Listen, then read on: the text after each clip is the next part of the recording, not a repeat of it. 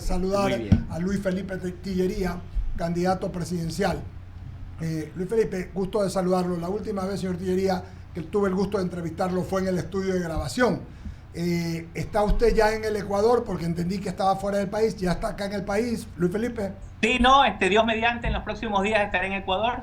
Tengo que hacer una escala técnica visitando a mis compatriotas migrantes en España, luego en Estados Unidos y estaré en Ecuador. En estos momentos estamos en Londres. Tuvimos el sábado pasado la ascensión del nuevo alcalde al poder y como sigo en mis funciones de concejal de la ciudad de Londres, pues tenía que estar presente.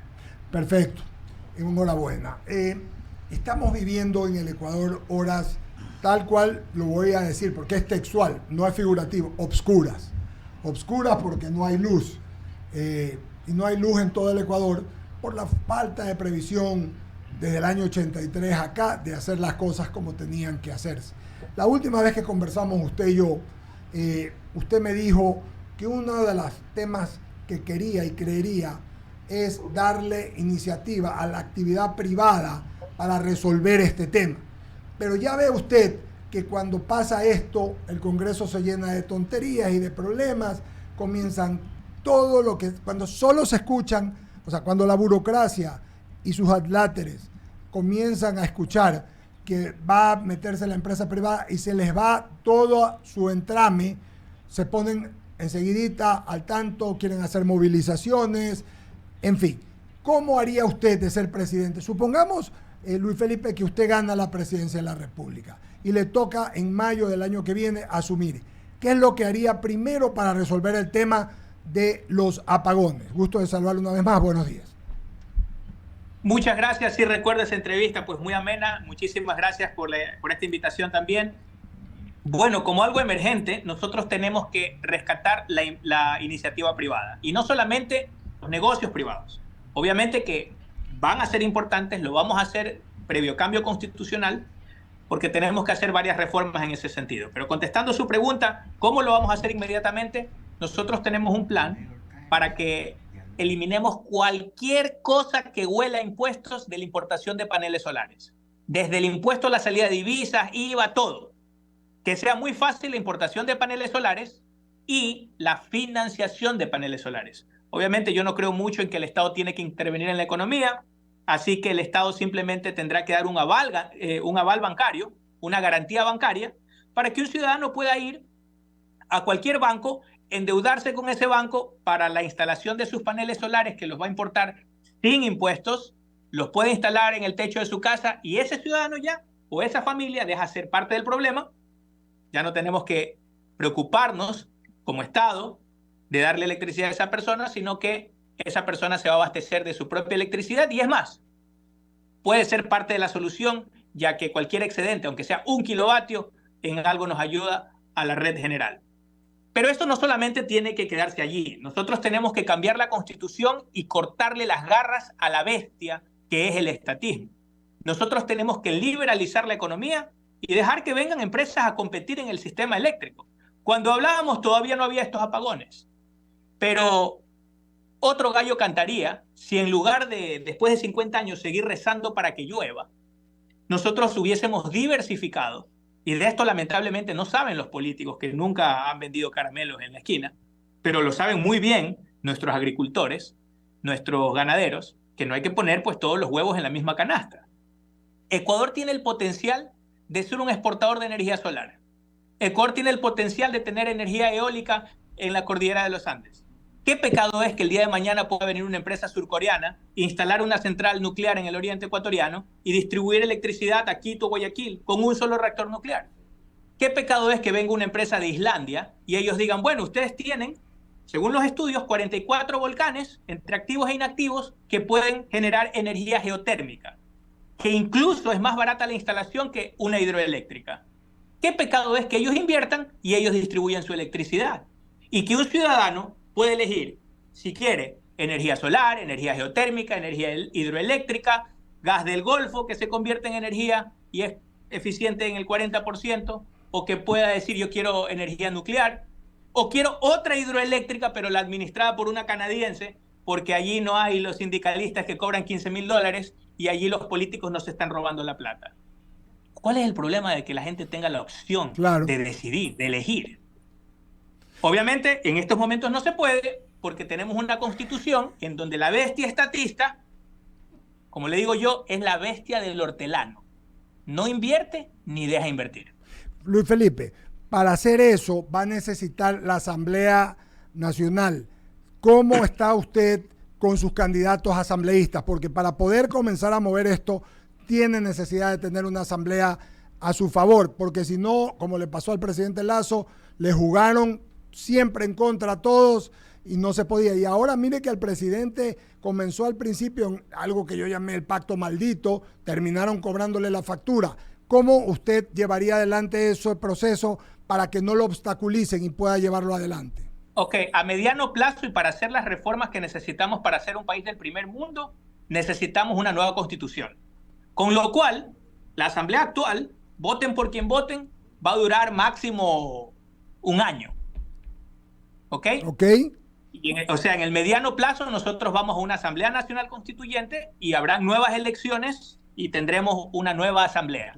Esa nueva asamblea tendrá que responder a los nuevos tiempos, a un Ecuador encaminado al primer mundo. Pero ¿qué hacemos durante el primer año? Durante el primer año no vamos a caer en el chantaje de esta dueñocracia. Lo que nosotros pretendemos es aplicar la democracia en 3D. Democracia directa digital. ¿Con qué se come eso? Nosotros, en nuestra actual constitución, sabemos que el artículo 1 dice que la democracia radica en el pueblo. El artículo 103, literal D, habla de mecanismos de democracia directa. Y el Código de Comercio Electrónico ya nos habla de que una firma electrónica es igual que una firma física. Con lo cual, nosotros podemos utilizar nuestros móviles y sin necesidad de gastarse 70 millones de dólares en una consulta popular, nosotros podemos consultarle al pueblo cuántas veces sea necesario. Es decir, si nosotros queremos hacer una reforma en materia legal, el día de mañana le preguntamos al pueblo ecuatoriano, ¿quieres que, por ejemplo, los asambleístas se elija un asambleísta por distrito y se reforme el Código de la Democracia? Y que la gente diga sí o no. Y cuando la gente diga, si es que la gente dice que sí, bueno, le mandamos ese proyecto de ley a la asamblea y le decimos, codifíquelo.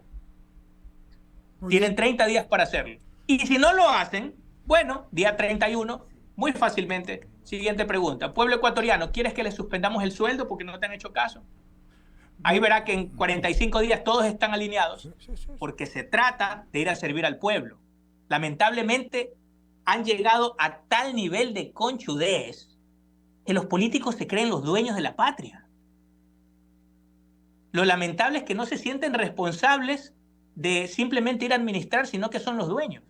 Escuchaba el otro día un debate en donde, de alguna manera, piensan que la participación y la representatividad tiene que estar para los partidos políticos, que los partidos políticos estén representados. No, tiene que estar representada la ciudadanía. ¿Qué pasa con los independientes? Lamentablemente, este sistema de dueñocracia ha secuestrado la democracia en el país y ha monopolizado la democracia en manos de los dueños de los partidos políticos. Eso con nuestro cambio constitucional se va a acabar. Pasarle a Mauricio Selemi, a Javier Segarra y a mis compañeros la entrevista. Dos informaciones. La una, el presidente electo Donald Trump está arribando en su avión en este momento al aeropuerto de Washington para reunirse por primera vez desde la elección con el presidente Biden, ¿ya? Y en todo caso, la verdad es que eso, uno. Y dos, confirman 6 años de cárcel, y esto lo dice la BBC y lo dice CNN, para Cristina Fernández de Kirchner, y también la inhabilitan de por vida para ejercer cargos públicos por el delito de administración fraudulenta en perjuicio de la administración pública. Por favor, Mauricio Salem, siga usted con la entrevista. Gracias, Eduardo. Candidato Tillería, buenos días. Un gusto poderlo tener aquí en el panel del diálogo. Y de mi parte, simplemente hacerle una consulta que sí generó un poco de atención en su momento, producto de esa efervescencia que del inicio de las inscripciones de las candidaturas, etcétera. Pero usted llegó al Ecuador como precandidato del Partido Amigo, hubo un prelanzamiento, luego hubo un desconocimiento de esa candidatura y posteriormente apareció de precandidato del partido Movimiento Avanza. del cual la última semana vimos que hubo un pronunciamiento de varios presidentes provinciales y gente que maneja el partido, directores, directivos, no sé quiénes mismos son los que firmaron esa comunicación, en la que ellos expresaban su respaldo a otro candidato, en este caso a uno que ya no está en la papeleta por decisión del Tribunal Contencioso Electoral. ¿A qué se debe ese esquema de que no logra Luis Felipe Tellería empatizar con los partidos que inicialmente lo respaldan y después le quitan ese respaldo? Muchas gracias. Bueno, muchas gracias por la pregunta. Lo primero es que nunca he sido candidato de amigo. Fueron ellos quienes, yo creo que para que la gente se olvide un rato de el repítame la pregunta y del último lugar que sacaron en las anteriores elecciones, trataron de embarcarse porque sabían que nosotros no teníamos partido y dijeron, estamos analizando respaldar a Tellería, un señor Albuja y otro señor que es actualmente asambleísta, Ricardo Vanegas. Y al final ellos mismos dijeron y publicaron en un diario que esas eran las tres alternativas. Al final no eligieron ninguno de los tres. Entonces yo creo que en realidad pues eran globos de ensayo para ver si es que la gente se olvidaba pues del papel que hicieron la vez pasada con sus candidatos, ¿no? Por ejemplo, en el lanzamiento que nosotros hicimos en Guayaquil y un posterior lanzamiento en Quito, usted verá que nada de nuestra línea gráfica siquiera se parecía a Amigo. Nunca he dicho que soy candidato de Amigo y nunca he tenido ningún logo de Amigo o ningún número 16 en ninguna intervención o en ningún meeting. Y nunca he dicho, repítame la pregunta en ninguna entrevista. Así que, con lo cual yo creo que se puede distanciar. Pues nunca he pertenecido a Amigo. Como le digo, yo creo que esto fue una maniobra pues típica de la política para tratar de tener algo de cobertura mediática. Sin embargo, la segunda parte de su pregunta al respecto de Avanza, ¿por qué no logramos cuajar con un partido político? Porque nosotros estamos en contra de los partidos políticos. Esa es la realidad. Nosotros estamos proponiendo ir a bajarle el sueldo de los asambleístas a 3 salarios mínimos vitales. Obviamente, a miembros de partidos que son asambleístas en funciones, obviamente que eso no le va a gustar, porque nosotros vamos a resetear el sistema. ¿Por qué no logramos cuajar con algunas personas que han estado acostumbradas a que ellos manejan el país? Pues es sencillo, van a perder sus privilegios. Ahora, Avanza, rescatamos de Avanza, que es un partido que no tiene dueño. Prueba de ello está en que una facción de Avanza no está alineada y a pesar de que hubo unas elecciones primarias en donde fueron la parte pues perdedora, aún siguen fraccionados. Y otra parte, la parte mayoritaria, nos eligió para que seamos su candidato presidencial. Y eso se debe a que nosotros no nos hemos doblegado a alquilar un partido político de esos que tienen dueño. Porque es un secreto a voces que la gente alquila partidos políticos en Ecuador. Hacia allá llega mi segunda pregunta, sí. Pero eso se va a acabar también con nuestra nueva constitución. Porque ya no vamos a financiarle la campaña a los políticos. Ahora lo que vamos a hacer más bien es a cobrarles inscripción a los políticos. No, lamentablemente, me parece una buena idea, pero no es mi idea.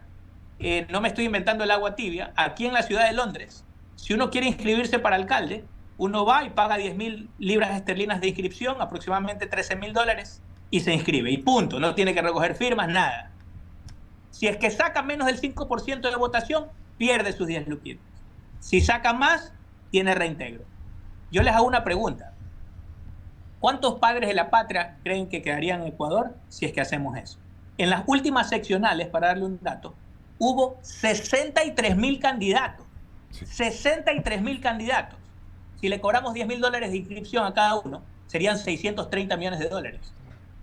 Nos alcanzaría para aumentar el bono solidario, para bajar el gas a $1, nos alcanzaría para el plan de seguridad que se ha gastado 400 millones y así no tendríamos que subirle el IVA a la gente 3 puntos. Otro gallo cantaría, no necesitaríamos vender el Banco del Pacífico. Si es que comenzamos, en lugar de subirle los impuestos a la ciudadanía, comenzamos a explotar a nuestra clase política. Obviamente, cuando digo cosas así, muchos políticos pues ponen el grito al cielo y me gusta. Gracias, Luis Felipe. Un gusto siempre poder conversar con usted y esperamos que ya pronto esté por acá porque realmente el país necesita que se conozcan las realidades en territorio y sé que está haciendo una labor importante afuera, pero acá es donde se necesitan a los que aspiran a ser presidentes de la República. Así que esperamos verlo presencialmente en el futuro. Le doy paso a Javier Segarra, por favor. Gracias, Mauricio. ¿Cómo le va, Luis Felipe? Javier Segarra le saluda. ¿Qué tal, Javier? ¿Cómo le va? Bien. La diferencia que puede existir entre lo que usted ha venido generando como concejal en Londres y esta realidad que vive nuestro país es sumamente complicado asumirlo en el sentido de que en caso de que usted llegue a la presidencia de la República no es fácil. Una cosa es decir y otra cosa es hacer. Por ejemplo, la burocracia. 1. 2. La corrupción. ¿Cómo logramos eliminar esto? Sí, bueno, es muy importante esa pregunta. Nosotros pensamos que el gran problema de la burocracia y de la corrupción es el estatismo. El estatismo es un monstruo que va metiéndole las garras a los ciudadanos en los bolsillos, en las empresas, en la seguridad, en la educación, en la salud, en todo. Y lamentablemente deja de generar oportunidades o deja que los privados generen las oportunidades que pueden generar. Nosotros, después de nuestra nueva constitución, lo que nosotros queremos hacer es una lucha frontal contra la corrupción porque vamos a reducir todo ese aparataje público. Vamos a limitar al Estado a que se encargue de 4 funciones. ¿Cuáles? Que esas 4 funciones las haga bien. Seguridad, justicia, salud y educación. Y que el resto quede en manos de los privados. Y cuando digo quede en manos de los privados, no solamente digo que quede en manos de las empresas. Nosotros tenemos el plan de la gran devolución. En ese plan de la gran devolución, nosotros queremos devolverle a la ciudadanía todas las empresas públicas, que ya no las administren los políticos y los primos de los políticos, sino que tengamos, por ejemplo, Petroecuador, lo dividamos en 3 partes. Una parte se divide en 18 millones de acciones y cada ciudadano puede ir al banco a decir, buena señorita, yo vengo a retirar mis acciones de Petroecuador. Le dan su certificado de acciones, las guarda en el segundo cajón y se espera todos los años a recibir sus 80, 85 dólares de dividendo. Yo sé que 80 dólares quizás no suene bastante, pero para una familia de 5 miembros, recibir 80 por 5, 400 dólares el 2 de diciembre, puede ser la diferencia entre tener Navidad o no. ¿Por qué tenemos que seguir confiando en que los políticos pueden administrar ese dinero en lugar de tenerlo directamente en nuestros bolsillos? Lamentablemente aquí no ha habido derecha en el Ecuador. Una derecha que diga, ¿sabes qué? Vamos a devolverle las empresas a la ciudadanía. No.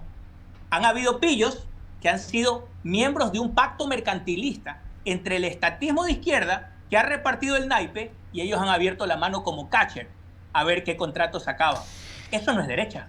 Esas no son las ideas de la libertad. Total. Nosotros llegamos a hacer una devolución para los pobres, para que la gente más humilde también sepa lo que es tener propiedad privada.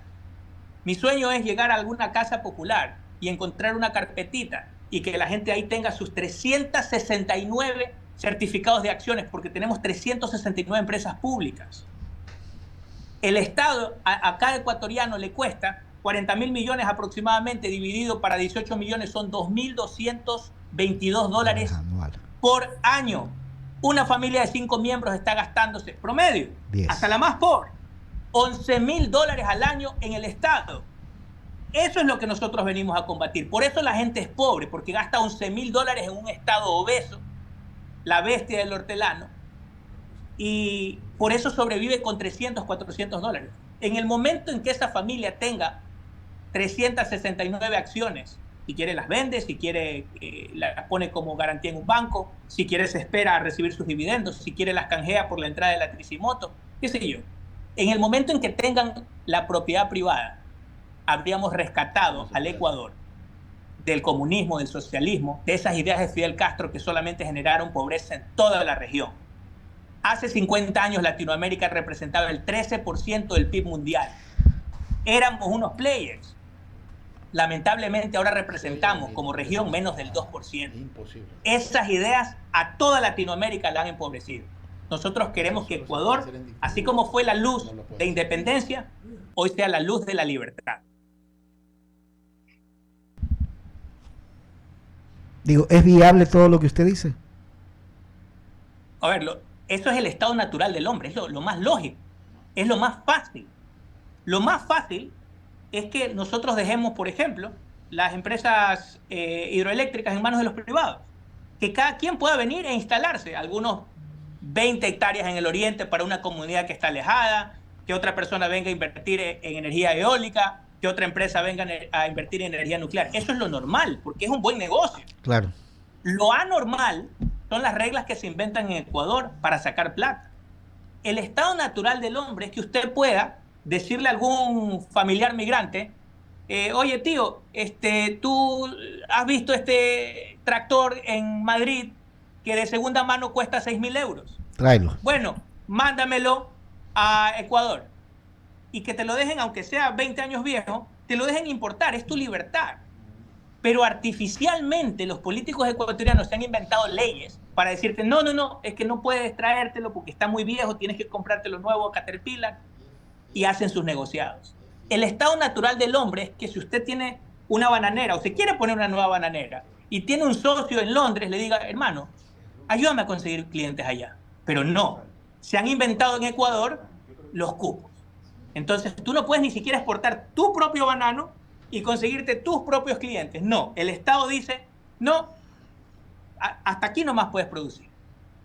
Yo le pregunto, si son los padres de la patria, ¿qué padre, si su hijo se pone una heladería, le no dice, quiere porque su hijo venda muchos helados, claro, y le no lo dice, frena? no, máximo puedes vender 100. 20 helados diarios, de ahí ya no? Es una locura. Es verdad. Existe un índice de libertad económica que mide cuán fácil es hacer negocios para todos los países del mundo. Son 180 países en este ranking. El primero es Singapur, pasó de ser 3 veces más pobre que Ecuador. 3 veces más pobre que Ecuador. Todo Singapur era como la isla Trinitaria en el año 1964. Y hoy es el país más rico del mundo. Es 12 veces más rico que Ecuador, con las ideas de libertad. Y así sucesivamente van otros países que están más abajo. Chile está en el puesto número 17 peleándose con Suecia, que algunos socialistas dicen que Suecia es socialista. No, mucha libertad de mercado, y así sucesivamente. ¿Sabe cuál es el último país en ese ranking? ¿Cuál? El más turro, Corea del Norte. ¿Y sabe cuál es el segundo? Venezuela. Y entre los 10 últimos está Ecuador, número 170 de 180. Es decir, usted podría irse a 169 países y si usted es un emprendedor le va mejor. Candidato, a eso nos ha llevado esta clase política. Eso es lo que queremos cambiar. Hay que resetear el sistema.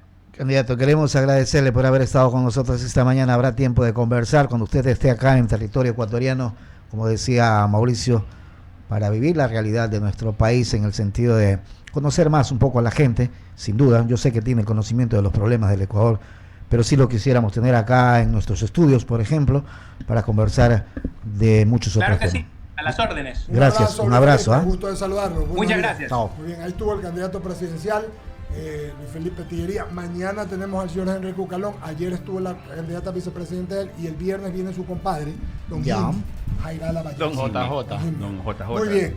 Ok, hemos hablado. Mire, el señor Velázquez está distendido, sí, relajado. Diego, hay corte comercial. Está concentrado en el partido de mañana. Nos queda uno. Ok, vamos al corte y venimos a comentar el partido de mañana. Hay algunas cosas que comentar y darle un poco de alegría a la gente. El señor Velázquez sabe mucho de fútbol.